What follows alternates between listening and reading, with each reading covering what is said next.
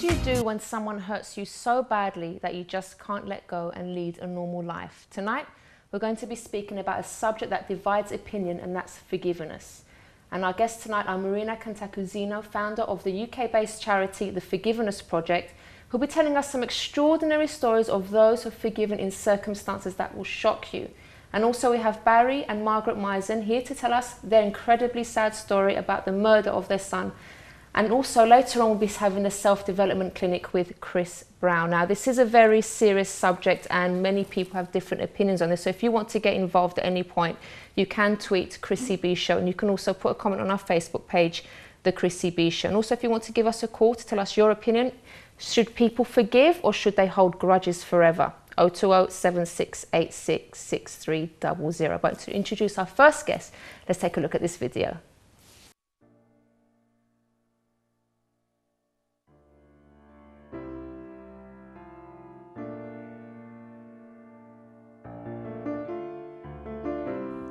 The F word is sometimes a curse.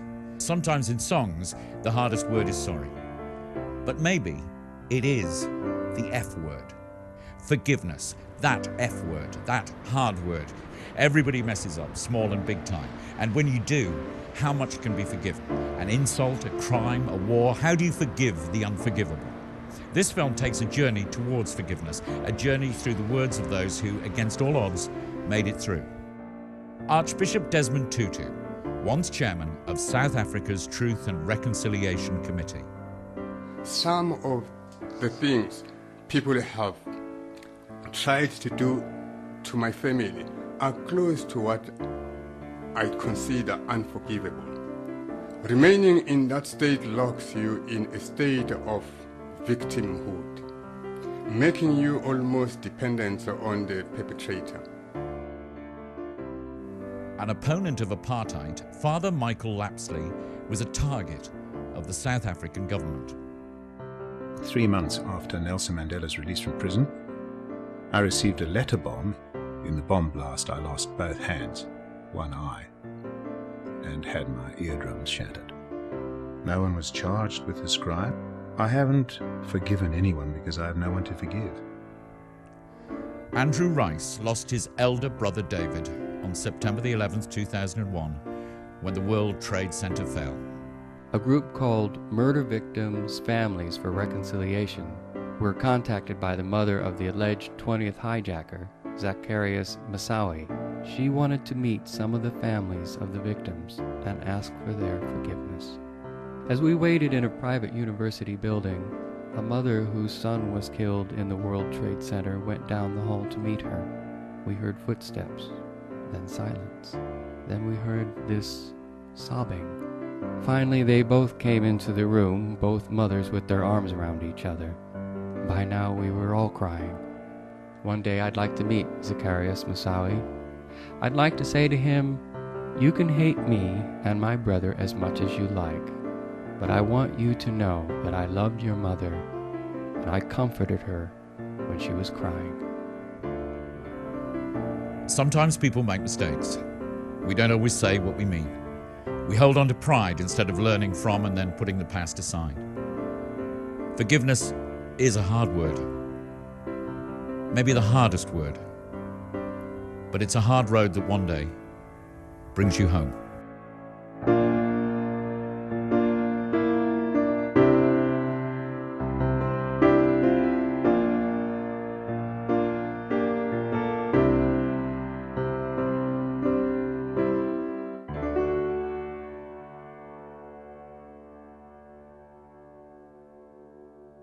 Okay, so let's now talk to the founder of this project, Marina. Hi Marina, thanks so much for joining Hello. us. So tell us, how did the Forgiveness Project start? Well, in a way by accident, because my background's journalism. And it was 11 years ago. I was watching television late one night and there was a story on local London news about a father whose 3-year-old child had accidentally been given the wrong drugs in a hospital. It was a hospital blunder story. The child had died and it was the inquest. And the reporter asked the father as he's coming out of the building, "How did you feel being in the room with the doctor who'd administered the lethal drugs?" And I expected to hear very understandable, very normal words about litigation and retaliation. But instead, the father described how he'd seen the doctor, who was very upset, walked across the room, held him in his arms and said, "I want you to know, I forgive you. Oh my gosh. I don't want this to ruin your life as well." And I think at that time particularly, and I have a feeling maybe less so now, but at that time particularly, it was the lead up to the war in Iraq. The language at the time was all about revenge and retaliation and payback. It was a very unusual moment of television, and it really moved me. And I thought, as a journalist, I was a freelance journalist doing quite lots of travelling. I thought, as a journalist, I can do something. I can collect some stories about forgiveness, because I felt I was feeling quite depressed at the time about the prospect of this war in this foreign country. I wasn't sure it was going to do any good at all. So I thought, well, rather than me making political comments, I need to find stories of real people who have forgiven atrocities, violence. And then in the course of that, and it was a project that I did in my spare time with a friend who was a photographer, so we were doing a lot of travelling together.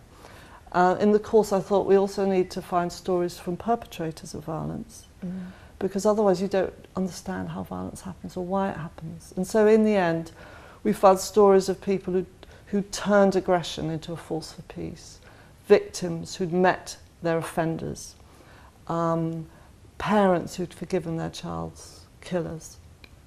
And so what would I do with those stories? I mean, I thought it would be a magazine article. They were strong stories, but I was really lucky. I met Anita Roddick, founder of The Body Shop, social activist, entrepreneur, a woman with deep convictions. And she read the raw material, which were written just in the I voice, you know, personal testimonies with strong portraits. And she said, these stories are so strong. You need to do more. And she gave us funding to put on an exhibition, essentially, which was like journalism on a wall. And we put it on in London at the Oxford Gallery, 2004 January. I thought my life would go back to journalism, but never before had I written about a subject that created such immense interest. And there were people from all around the world contacting us saying, can we use these stories for our work in conflict resolution, for prisons, for schools, for our community work? And it was at that point I thought, you know, the subject wouldn't leave me alone, and I'd become really, really interested in it. While I didn't have my own personal story, but we all have our little stories of forgiveness. We do. I didn't have a big story. I saw myself as a facilitator of others sharing their story, and I suppose that's the journalistic background. It's not just sharing of the stories, is it? You do more than that, don't you, with the project? Yes, well, it started off with sharing the stories. It started off with this exhibition which we called the F Word, because we called it the F Word because we knew that forgiveness was a very contentious, difficult subject, cut public opinion down the middle like a guillotine. Some people were inspired, others affronted. So we have the exhibition, we still have it. We now have over 100 stories on the website. Wow. We run trainings and we run lectures. We also have a prison program which comes under the victim empathy, restorative justice umbrella. So we use ex-offenders and victims of crime to actually facilitate this program in prisons, which is very powerful. Everything we do is around storytelling and story sharing. We're also about to launch a school resource with more stories. So much to it. Yeah, and I think it's because I really think fixed perspectives, hardened attitudes only shift when we hear the stories of other people. Yeah. So I think that's my journalistic background. And forgiveness is a forever fascinating subject, which the more I delve into it, in some ways, the less I feel I understand, because it's very, very deep. And everyone's got their own take on what forgiveness is, what it isn't, the limits, the possibilities of forgiveness. Does it depend on remorse? Many people think it's about excusing and condoning. And then many people... Which it really isn't, but we're going to speak more about that after the break, because we're going to go to a quick break, and we also have a couple to come on to tell their incredible story, whom you know. Yes. And we'll be, you know, you're going to be quite shocked at what happened. Actually, I was reading some of the book. I know I wasn't supposed to, but I was reading a little bit of the book before in the makeup room there, and I got quite emotional. I thought, let me stop before the show, because I'm going to read obviously I'm going to read it afterwards, but you're going to hear their story as well after this break.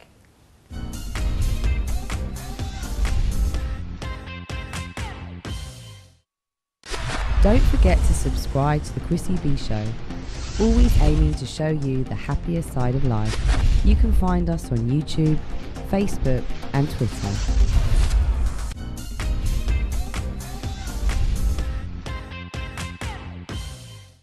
Welcome back, and we're speaking about forgiveness today under terrible circumstances. Is it really possible? Well, I'm still here with Marina Cantacuzino, who's the founder of the Forgiveness Project. And also joining us, we have Barry and Margaret Mizen with us. Hello, welcome to the show. Thank you. Now, just before we get to your story, your very moving story, Marina, tell us maybe one of the stories that moved you the most or had the most impact on you. Early on, I met a woman called Marina Partington, who's since come to work with us in the prison program that we run. Her story began in 1973 when her sister went missing, and it was 20 years before they found out that she was one of Fred and Rosemary West's victims. Oh. Fred and Rosemary West, for those that don't know, are serial killers who killed several young women.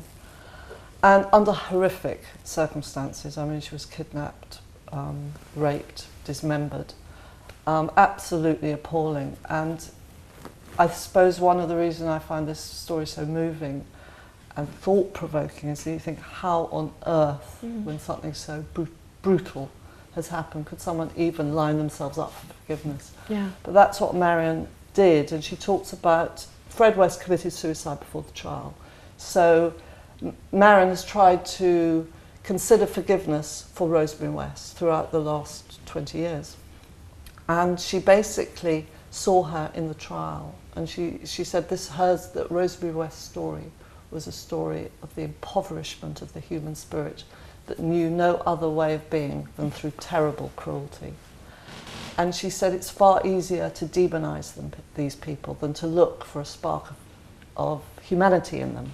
And she said her whole life since then has been about trying to find humanity in Rosemary West.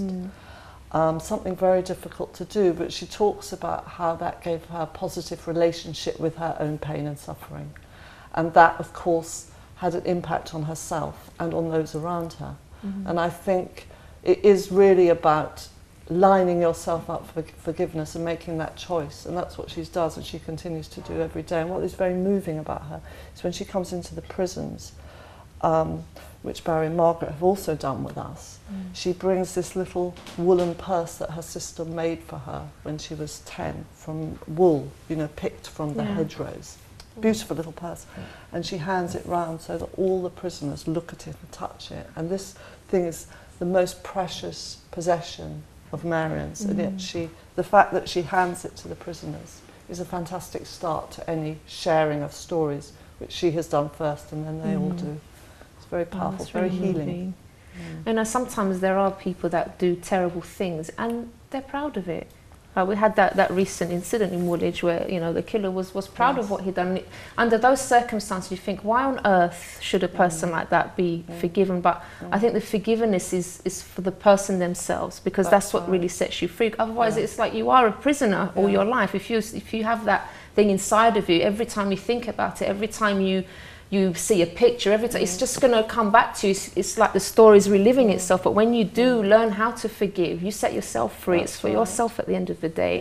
And this is something that you both had to do, isn't it? Can you tell us what happened to your son, Tommy?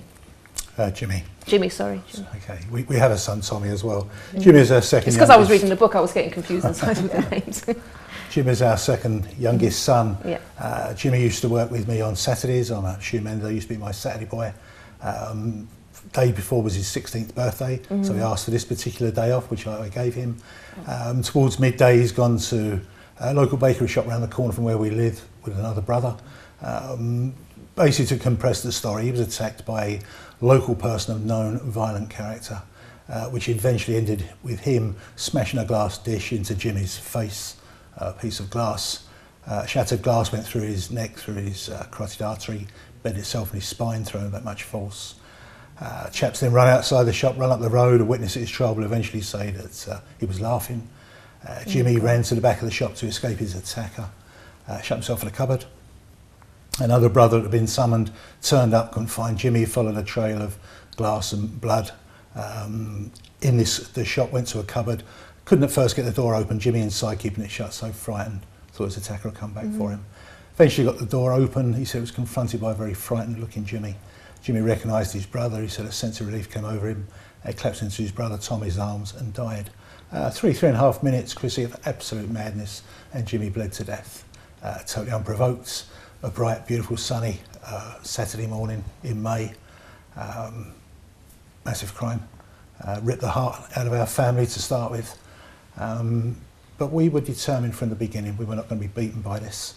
And something good must come from it. What were those initial days like? Because it must have been awful when you heard the news. I mean, were you actually there? You were there, weren't you, one of you? I wasn't there when he was attacked, but I was there within a few minutes, and I saw Jimmy lying in the cupboard in his brother's arms in a pool of blood, and I fainted at that moment. Yeah. But I did come round quickly, phone Barry to come to the Bakers, and my initial reaction was, I don't know what I'm supposed to do now. You know, you're pacing around thinking, how should I behave? Should I be rolling around on the floor? What should I be doing? But actually what really happened is we started comforting people. You know, people were coming to our house and we were holding them and they were crying on our shoulders. We were given this strength from somewhere. And really it was the next day when we went to church, and we came out of church and we started talking to the press. We hadn't planned anything that we were going to say, but we talked about anger breeds anger and bitterness, and that's what killed our son, and we wouldn't go down that road. Did you feel that immediately though? Was the first sort of thing that kicked in? Was it like hatred, or or was it immediate, like, no, I have to forgive now because I don't want to get angry and it's going to just make things worse? I didn't think about any of those things. You don't have time to think about it. Bear in mind we're the parents of 9 children, so we had 8 other children to think about. Our young son George was only 8 at the time, so we had him to look after. We have a daughter with Down syndrome. So we kind of had to cope with the reaction of all our children as they had to cope with ours. So we didn't think about hate. It didn't come into our thinking because we didn't have time to think about it. And letting go of the anger was something that just came to us. We didn't purposely think, right, we're going to go and share all these things about not being angry, etc. But what was the principle that you'd always had, though? Was it something that just came naturally to you, would you say? I don't know. Yeah. If someone had said to me the day before, if anyone's going to touch one of your children, what would you do? I'd have said, I'd kill them. Anyone touch most people already have an opinion about forgiveness, don't they? Like, they're either like, no, you shouldn't, or yes, yeah, I think they do. But I think if everyone was to stop and think, what does forgiveness really mean to them? The one thing it doesn't mean is it doesn't matter. Because what happened to Jimmy does matter. But, you know, holding on to the anger and the hate destroys people. And we didn't want it to destroy us. We didn't want it to destroy our children. Our children are very precious to us. And enough damage was done, and we didn't want any more damage done. So we feel very lucky that we were able to be the way we were, and it's not always easy. Well, of course not. What about Tommy? How did he cope with that? Tommy's okay. I think it's, with all of them coping. Sometimes it's very difficult. You see your children in pain, and they can be quite old, not necessarily young children. And sometimes there's nothing you can actually do to take that pain away. But it's a case of letting people know they're loved, they're valued, they're wanted. And sometimes that's all you can do for people. You know, so we're always looking for solutions, aren't we? I want to take your pain away, I want to make you feel better. And sometimes you can't. But that sense of being together, of being loved, of being valued, that's what's important. What we did after Jimmy was killed as a family, bearing in mind, as I say, there's so many of us, we'd sit round our kitchen table, and we've got a big table, and we'd all sit and talk about Jimmy. We'd be laughing, we'd be crying, but I think that helped the family, and it certainly helped us. So you're quite open about it, because some people tend to internalise it, don't they? I don't want to talk about it, it's better not to mention it, and then the things just bubble up. We talked about it all the time. That's great. Even now, as much as we can. Jimmy is on our minds now all the time, and not just us, our children as well, but all for the common good. You know, we work in Jimmy's name to promote the good in young people, because our young people are very precious, and we need to tell them that as well. Did you see anything, like, for example, with Jimmy's friends and people that were around him, did you see them sort of change in any way after this incident and maybe try and do something positive for the community? We have so many people, and we started up a foundation in Jimmy's name, the Jimmy Mizen Foundation, and we have so many people come to us wanting to help, some of Jimmy's friends, but just random people, and we've got some amazing people now helping in the foundation. All the time people are coming to us and saying, is there anything I can do, can I help you, can we raise some money for you? Jimmy's friends were amazing when this happened. in Jimmy's year, they'd already lost 2 young people on New Year's Day in a car accident. So that particular year group, and it's a very small school, lost 3 young people. But they still managed to do their GCSEs because Jimmy was going to leave school on the Monday to start his GCSEs. They still got through that time. And in Jimmy's memory and the memory of these 2 young girls, they worked really hard in their GCSEs. You can rise to the challenge, and these young people had to do that. Did. Wow. And also you've written this book, or both of you written this book, Jimmy, A Legacy of Peace. And I really just find the page at the end that I was reading here. You put, thank you for reading this book about our Jimmy. I want you to take hope and encouragement from all that we do. Please don't feel sorry for us, but take strength and determination to work for change. And that's a really powerful thing to say. But it's important. Yeah. You know, I can wallow in my own self-pity if I want to. And there are some days when I don't want to get out of bed. It'd be easier to stay in bed and not do anything.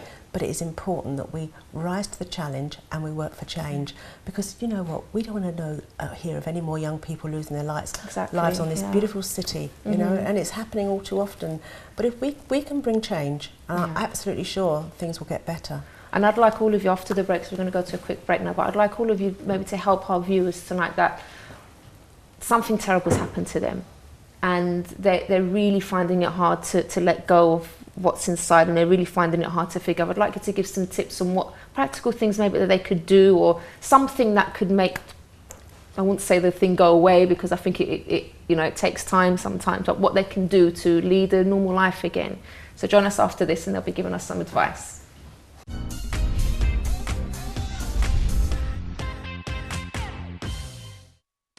Don't forget to subscribe to the Chrissy B Show, always aiming to show you the happier side of life. You can find us on YouTube, Facebook and Twitter.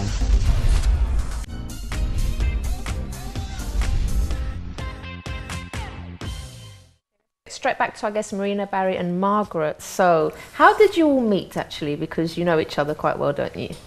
Yeah, I think I contacted you, didn't I? You did, and I think it was in about 2010. Yeah. Marina got in touch about doing our story, and she came down, and the next thing the story was there, and we were starting to visit prisons with you, I think. Yeah. So first you got of all, straight into it. The story was in the exhibition on the website, and then I invited them to come and speak at the prison programme.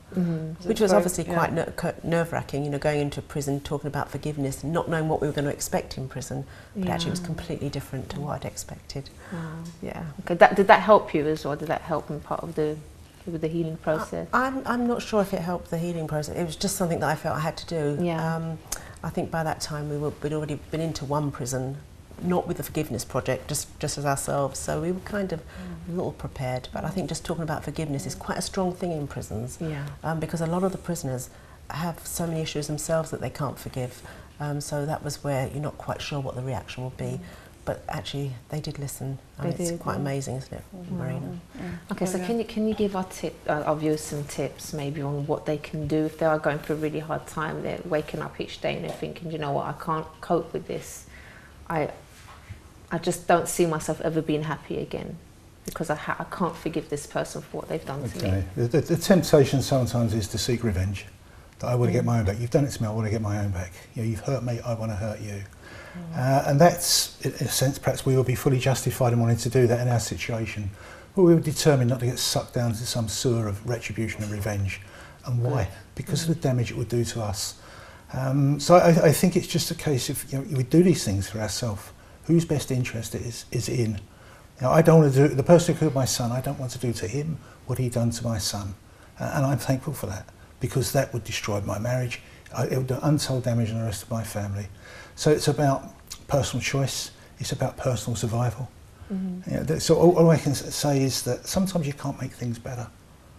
I think interestingly, you know, when we go into schools, especially primary schools, we're there to affirm the young people as much as anything.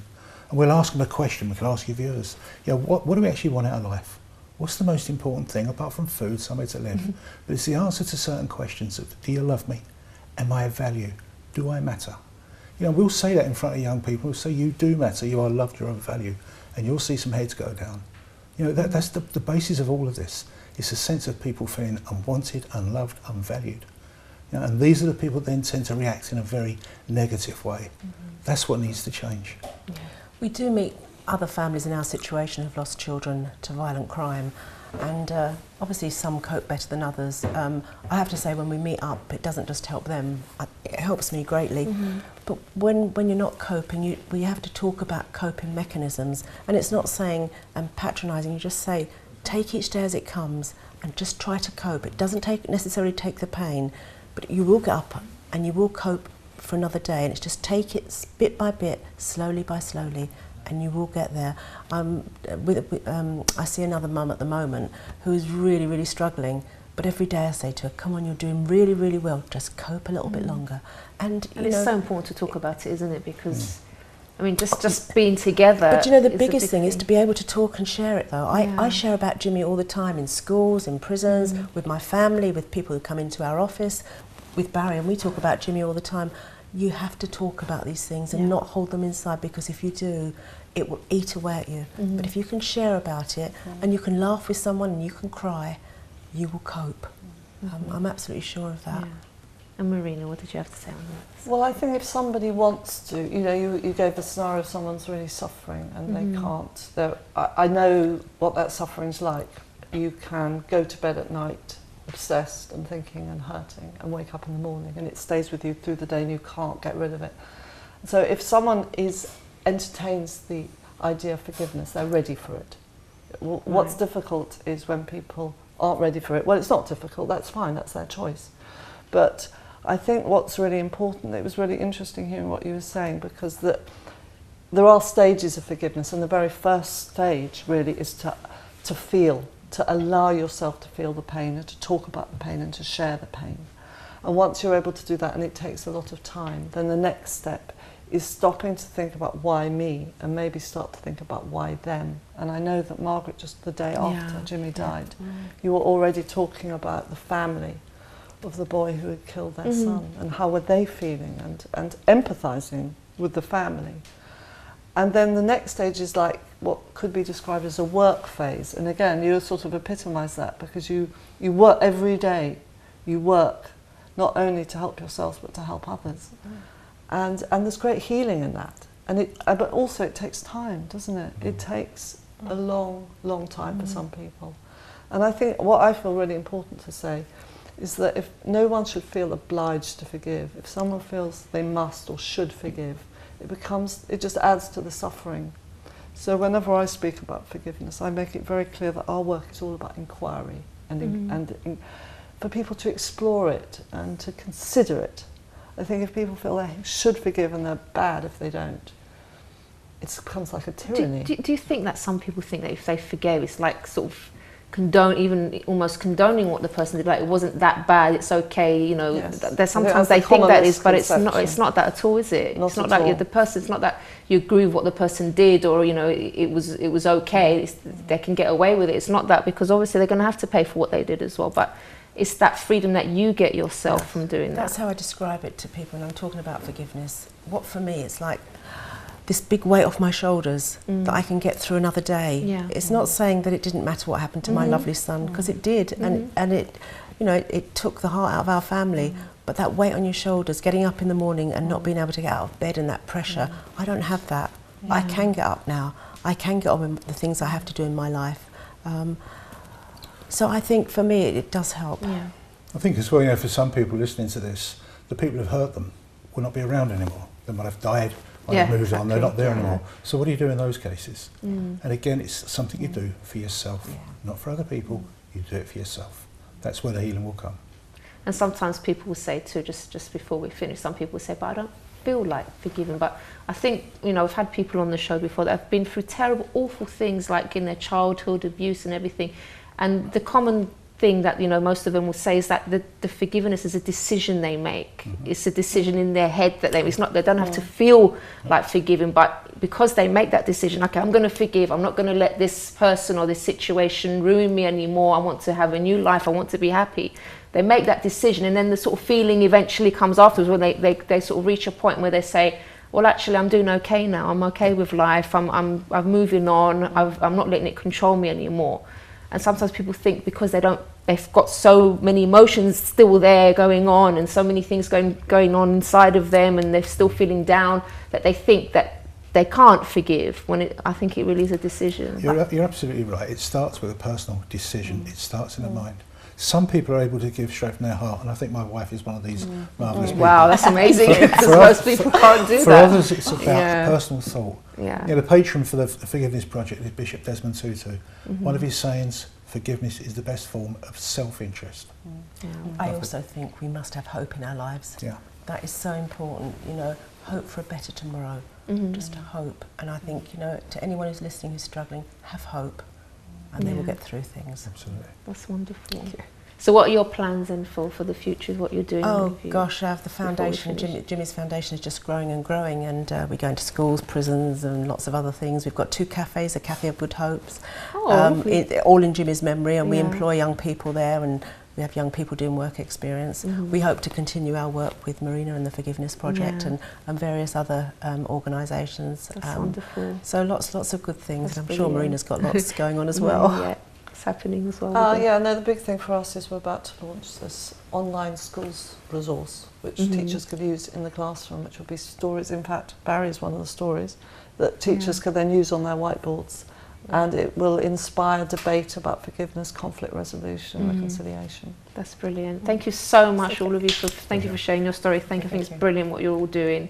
And you know, I think it really is important. Sometimes when people go through something like this, they think that they're the only one feeling what they're feeling, but it's so helpful just to hear from other people that they've been through it, they've come through the other end, and you know, they're getting on with life, and they're now making a difference in other people's lives. So I think it's absolutely wonderful. Thank you so much. Okay, so after the break, we're going to be joined by Chris Brown with the Self-Development Clinic. So join us after this.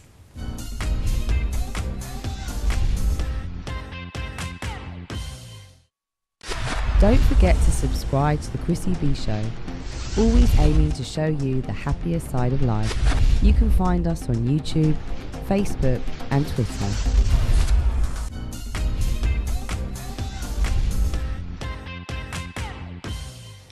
Welcome back, and now we have our self-development clinic with Chris Brown. Chris, hi, Chrissy. How are we doing?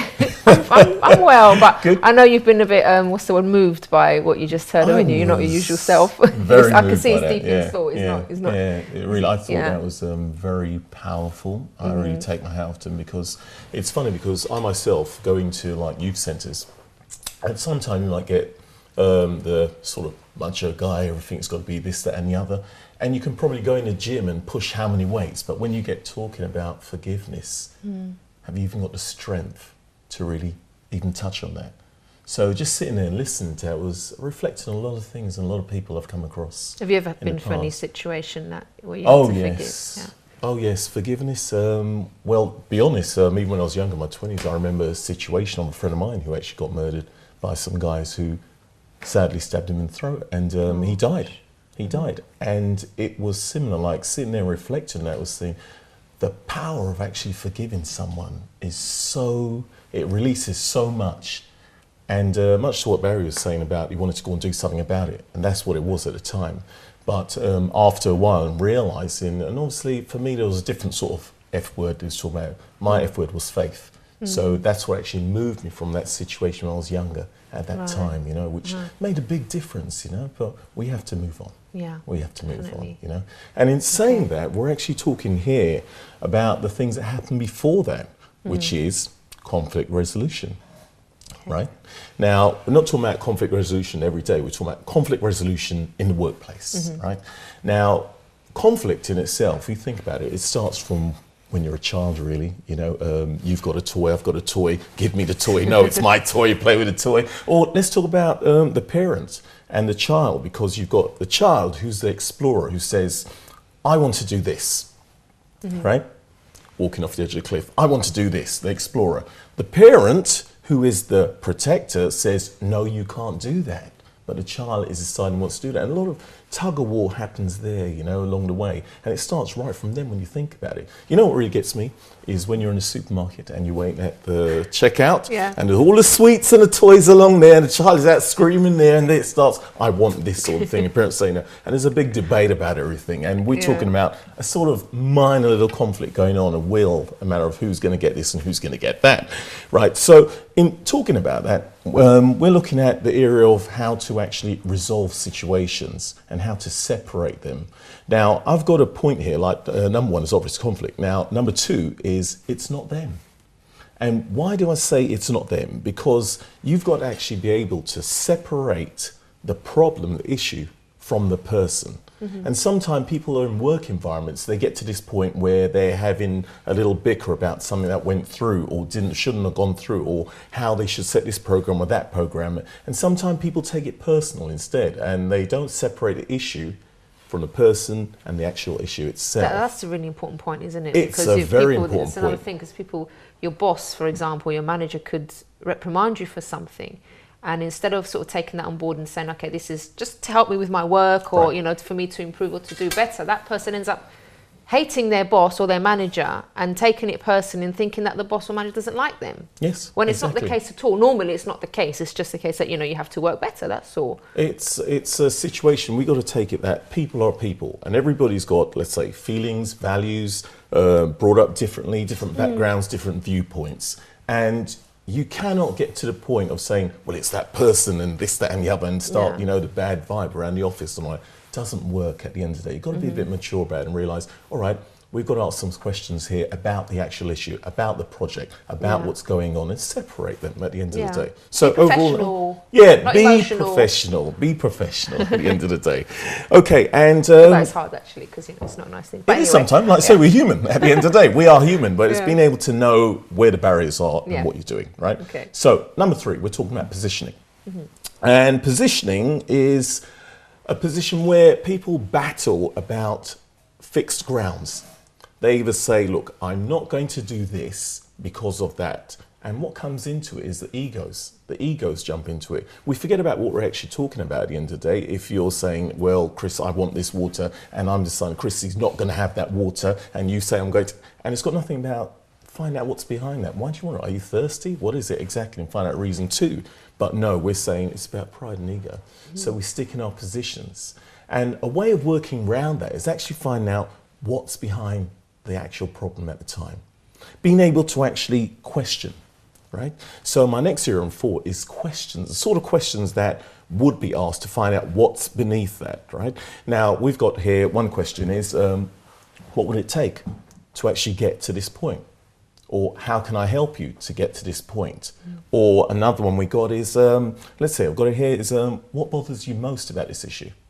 Right? And when we find out what's actually behind it, then we find out it's not such a big issue. That's a good question, actually. What is it that bothers you the most what about is that this bothers issue? you Because most about sometimes it? when you get into a heated argument, debate, or whatever you want to call it in a meeting, you kind of forget what the main issue is and what's really bothering you, what's underneath everything, and you sort of get caught up in everything else that's going on, the egos and the pride and everything like that. Egos, that's pride, a very good kicking, question. and you forget it. Even yourself, you yourself exactly you could use that in any situation, couldn't you? Friends, marriage, anything. Exactly, exactly. And just talking about conflict resolution within a marriage, that makes all the difference. It makes all the difference. Find out, why is this person like this? Why are they reacting to this situation, which probably seem to you like they're just being a bit stubborn, but you really don't know that person's background or the issues that were there before that has come to this point now, or why they want it. So it's more about giving. It's more about giving and finding out. It's not about like, well, I want this and that's it. It's more about giving instead and find out what's the problem, how we can work together. And sometimes that's even physical as well, in your body language. Like I might have an issue here which I want to stress out to you, and I'm straight on with you. And you're telling me no. So we're sitting like this. And if you probably came around this side and talked to me about it, and we both looked at it, we're probably together on this. And it'll, you know, temper it a bit, you know, which makes a difference. Little things like that do make a difference. But overall, which is number 5, is getting to a point of a win-win situation. Not a selfish situation, a win-win situation where it's a case of that person find out what they want, they would feel that they've won in the situation, and you yourself as well. Well, I shouldn't really say feel, but make sure that it's a person that, yes, you're catering for them as well as catering for yourself. So we get to the point of a win-win situation to resolve this. I mean, this would take hours to actually expand on in that sense. I know we haven't had kind of time, but most win-win situations, we could talk about this in the sense of the world. We could talk about in politics, we could talk about the everyday person, we could talk about in relationships, we can go microscopic or we can go really big. When you look at situations around the world and get into a win-win situation instead of I have this part of this land and I have that part of the land and whatnot at the end of the day, and positioning, it's about a win-win situation to resolve it. Conflict resolution overall, that's the way. Great. Okay, Chris Brown, thank you so much. Thank you. We'll see you again next Monday for another self-development clinic, right? That's right. Okay, so thank you all for watching, and on Wednesday we're going to be speaking about life in the fast lane. You know, why do people sometimes live life dangerous? That's going to be quite an interesting topic, isn't it? Interesting. Why do people think, you know, that excitement only comes by doing dangerous things? I reckon it's something to do with something missing inside, because if you're happy, if you're doing, you know, what you're supposed to be doing with your life, you don't look for silly, dangerous things to do and put your life at risk, do you? Yeah, I think it's different adrenaline, different challenges sort of thing, and they're trying to spark up their life really at the end of the day. But we are going to have some interesting guests on the show, so you're obviously free to comment as well. You can go to our Facebook page, The Chrissy B Show, and you can also tweet at Chrissy B Show. And also you can email Chris at chrissybshow.tv. And also if you want more information about our guest this evening, and if you have any issues with forgiveness, you'd like to talk to someone, you can also email me, Chris at chrissybshow.tv. And also we have all the guest details on our website, which is, do you know it? www. I remember that bit. I've said it a million times. chrissybshow.tv. There you go. All right, so have a wonderful, wonderful evening. And remember, there is hope. There's always hope, and your life can always change. See you next time. Bye for now.